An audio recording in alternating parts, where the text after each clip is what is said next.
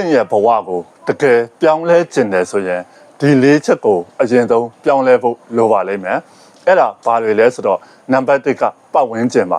ကျွန်တော်တို့လိုချင်တဲ့ဘဝဖြစ်ရှင်တဲ့အရာတွေဖြစ်ဖို့အတွက်ကျွန်တော်တို့ပတ်ဝန်းကျင်ကောင်းမှရှိနေဖို့လိုပါတယ်ဒုတိယတစ်ချက်အနေနဲ့အပြုအမူတွေပါကျွန်တော်တို့ရဲ့အပြုအမူတွေလက်ရှိလုပ်နေတဲ့အပြုအမူတွေကကိုလိုချင်တဲ့ဘဝကိုရနေရလားဆိုတာကိုပြန်လဲစမ်းစစ်ဖို့လိုပါတယ်တတိယတစ်ချက်အနေနဲ့ကိုယ့်ရဲ့လုံနိုင်စွမ်းတွေပါလက်ရှိလုံနေတဲ့လုံနိုင်စွမ်းတဲ့ကျွန်တော်တို့လိုချင်တဲ့ဘဝကိုရဖို့အတွက်လုံနိုင်စွမ်းတွေကိုအမြင့်ဆုံးရောက်ရှိဖို့လိုပါတယ်နောက်ဆုံး